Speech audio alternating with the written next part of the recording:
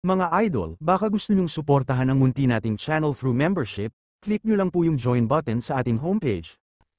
Nagulat ang Count, naaalala na may ibinigay ang marquee kay Jamie at nakita ang ganoong dami ng mana mula sa kanyang anak. May lumitaw na pawis sa kanyang mukha. Inisip ng lalaki ang kanyang matamis na nakangiting anak, na mangha kung gaano siya katalino. Ngayon ay nakatayo si Argo sa tapat ng matandang babae sa bukas na pintuan. Sinasabihan siya na huwag guluhin si Jamie ngayon ngunit magtalaga ng isang lingkod kung sakaling lumabas siya at nagtanong siya sa lalaki na huwag mag-alala, idineklara na mananatili siya mismo. Nang tumalikod ang Count at nagsimulang lumayo, muling ipinagdarasal ng yaya ang kapalaran ng batang master. Ang mga paa na nakasuot ng mahabang itim na bota ay naglakad sa carpet na inilatag sa koridor, pagkatapos umalis sa silid tulugan ng kanyang anak. Napagpasyahan ni Arino na ang kanyang anak ay isang bihasang magician at iminungkahi na ang talentong ito ay ipinasa sa bata mula sa kanyang ina. Ipinikit ng may mahabang buhok na Count ang kanyang mga mata at ngumiti ng kontento. Napagtanto na si Jamie ay nasa ikasyam na baitang na ng mahika. Lumulutang ang mga ulap sa itaas ng kolum ng lalaki at kumikinang ang mga particle ng mahika sa hangin. Nakaupo pa rin si Jamie sa kanyang silid na nakapikit ang mga mata, napapalibutan ng mga spark ng mana. Biglang iminulat ni Jamie ang kanyang mga mata, nakatingin ng diretsyo.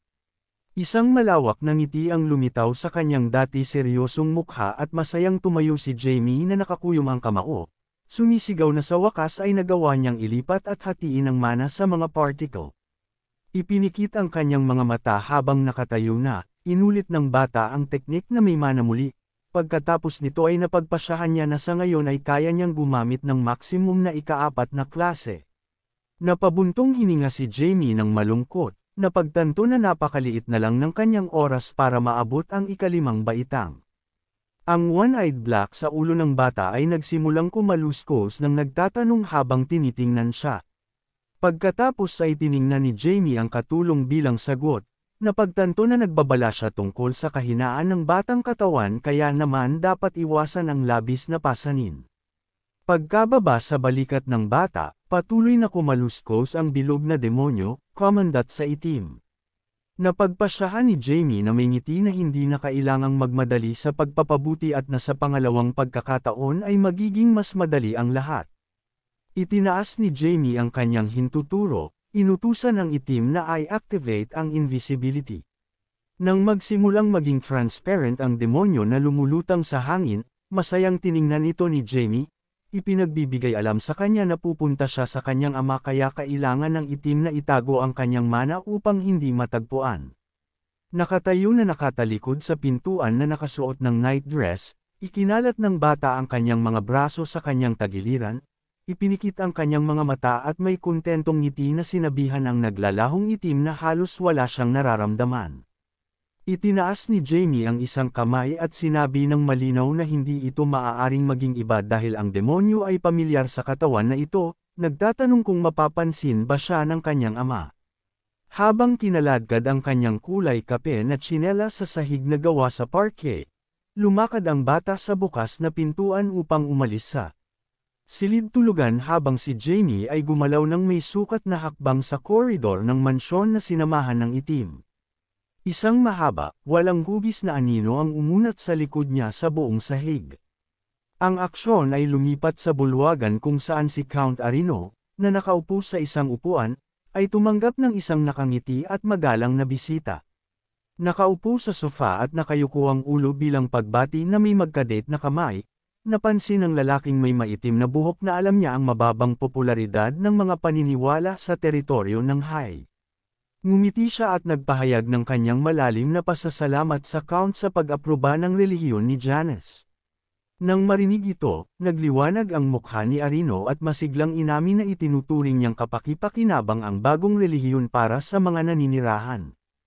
Itinaas ng kanyang kausap ang kanyang kilay at ibinaba ang sulok ng kanyang mga labi, nagpapahayag ng pagkalito at nagtanong din ng paglilinaw. Sinabi ni Arino na may kontentong ngiti na palagi siyang nagsusumikap para sa pinakamahusay at ngayon ay umaasa na nakagawa siya ng tamang desisyon tungkol sa relihiyon ni Janice. Pagkatapos ng mga salitang ito, napagtanto ng bisita na sa ganitong paraan, itinalaga ng Count ang hierarchy. Ang lalaking may maitim na buhok na nakikinig sa talumpati ng pinuno ng county ay sumimangot at nagsimulang pawisan, tama na isinasaalang-alang ang babala na huwag tretuhin ang mga residente bilang mga sakop ng Diyos. Na magka-date ang mga kamay, sinabi ni Arino na nakaupo sa isang upuan sa bisita na maaari na siyang umalis. Dito, ang lalaking nakaupo sa sofa ay ngumiti at nagpasalamat sa kanyang pag-aalala. Nang tumalikod ang Count sa klero at ipinikit ang kanyang mga mata, binati niya ito ng isang masayang paglalakbay na may ngiti. Dito, ang kanyang kausap ay magkadet ang mga kamay sa posisyon ng panalangin at magalang na tumango ang kanyang ulo, na nagnanais na protektahan siya ng Diyos. Si Janie, habang lumalakad ang pari, pinanatili ni Arino ang isang magiliw na ngiti sa kanyang mukha ngunit sa sandaling umalis ang lalaki sa bulwagan, iminulat ng Count ang kanyang mga mata at nagpakita ng isang seryosong tingin. Nagtago si Jaime sa koridor sa likod ng dingding habang ang misyonaryo ay naglakad pabalik sa mahabang koridor na pinalamutian ng mga sinaunang haligi. Ang bata, na nakahawak sa isa sa mga puting haligi, ay inilabas ang kanyang ulo mula sa silungan at nagnalit ang kanyang mga ngipin sa inis, na pagpasyahan na alam niya ito. Maingat niyang sinuri ang roba ng bisita na may simbolo ng buwan na nakapalibot sa isang dilaw na sphere sa hood, at inisip ang kasuklam-suklam na banal na aura na nagmumula sa matandang lalaki. Inisip ni Jamie nang may paghamak ang Diyos na kilala ni Janice sa kanyang nakaraang buhay, binilisan ang kanyang bibig at nagtanong ng maraming tanong. Itinaas ang kanyang hinlalaki sa kanyang labi, ang bata na may nag-iisip na tingin ay nagmuni-muni kung bakit biglang nagpasya ang kanyang ama na pahintulutan ang partikular na relihiyong ito na ipangaral sa kanilang lupain. Nagngalit ang kanyang mga ngipin sa ilalim ng pagod ng moral na tensyon, galit na napagpasyahan ni Jamie na hindi niya basta-basta mapapanood ang pagkalat ng paniniwala kay Janice sa kanyang teritoryo. Sinuri ng bata ang mga puting dingding ng koridor at pagkatapos ay tiningnan ng mga bintana kung saan pumapasok ang sikat ng araw, na nagtapos na kailangan niyang tiyakin na magbabago ang desisyon ng kanyang ama tungkol sa pagkalat ng relihiyon. Matapos magpasya na makipagkita kay Count Arino, si Jamie ay nakatayo na naghihintay sa pintuan na nakalagay ang mga kamay sa likod ng kanyang likod, tinatawag ang lalaki. Ngayon ay nakaupo si Arino at ang kanyang anak sa sala ng pamilya Welton. Silang dalawa, na magka-date ang mga kamay at nagpasyang magsimula ng isang pag-uusap, ang lalaki ay biglang bumaling sa kanyang anak na masayang nagtatanong kung nakalaya na ba siya. Sumagot si Jamie ng oo na may kontentong ngiti, ipinikit ang kanyang mga mata. Masaya na iminungkahi ni Arino na nagustuhan ng kanyang anak ang mahika. Dito, agad na sumang-ayon ang bata. Pagkatapos nito, nagkaroon ng nag-iisip na tingin ang Count, nakatingin sa sahig at hindi nagsasalita ng isang salita. Nagpasya si Yami na ipagpatuloy ang pag-uusap na may paglilinaw na tanong, nakatingin sa kanyang ama na may pagka-curious at nakangiti. Nakakuyom ang kanyang mga kamay sa mga kamao at nakasandal sa mga armrest. Ipinahayag ni Arino ang kanyang mga pag-iisip tungkol sa inaasahan na si Jamie ay lalaki na maging isang ordinaryong bata at muli siyang nagtanong. Tiningnan ng Count ang kanyang anak ng masinsinan habang ang isang turquoise lock ay bumagsak sa kanyang mukha at napagpasyahan na ang kakayahan ni Jaime ay tunay na pambihira. Ipinikit ng lalaki ang kanyang mga mata at itinaas ang kanyang mga kilay, iniisip kung gaano kahirap ang buhay ng isang henyo. Ang imahe ng isang grupo ng mga tao na nangungutya na nakapalibot sa kanyang batang anak at handang sirain siya ay lumitaw ngayon sa kanyang isip. Pagkatapos nito ay nagtaka ang Earl kung mabuti ba ang henyo na ito para kay Jamie. Sa simula, ang kamay ni Arino sa armrest ay nakapahinga, bahagyang nakasuspine. Pagkaraan ng isang sandali, ang kamay ng lalaki ay humigpit na sa upuan. Nakatingin sa kanyang anak ng may pag-asa, sinabi ng Count na kung gusto ni Jaime na talikuran ang pangkukulam, maaari niya itong gawin anumang oras, idinagdag na palaging susuportahan siya ng kanyang ama. Nang marinig ang mga salita ng kanyang ama, walang pag-aalalang tumawa si Jaime at sinabihan siya na huwag mag-alala dahil hindi niya balak talikuran ang kanyang pagsasanay sa mahika. Nakakuyom ang kanyang kamay sa isang kamao, sinikap ni Arino sa lahat ng kanyang hitsura na ipakita ang kanyang pagpapabeya at kagalakan sa kanyang anak upang mapanatili ang kanyang interes habang si Jamie ay nakaupo na may gulat na mukha na nakabilang ang mga mata. Ginamit ng Count ang X-ray vision upang obserbahan ang sirkulasyon ng kanyang mana sa kanyang katawan at nagtanong kung ito ba talaga ang magical energy ng isang 9 na taong gulang na bata. Tiningnan ng lalaki si Jamie nang may pag-aalala, iniisip na patuloy na sumisipsip ng mana ang bata ngayon. Biglang lumaki ang mata ni Argo nang matanto niya na may pagkabigla na nararamdaman niya ang mana mula sa buong katawan ng kanyang anak. Sinusubukang alalahanin kung ang mahika ay maaaring maipon sa ibang lugar maliban sa puso. Nakatingin kay Jamie nang may pagkalito. Nilinaw ng Count kung nagawa ba ng bata na masterin ang librong dinala noon ng Marquis of Renmol. Masayang sumigaw si Jamie na sumagot ng oo at sa kanyang mga pag-iisip ay idinagdag na naalis na niya ang lahat ng kanyang mga kapintasan. Natakot si Arino sa ginawa ng Marquis, lumaki ang kanyang mga mata at isang patak ng malamig na pawis ang damaloy sa kanyang pisngi.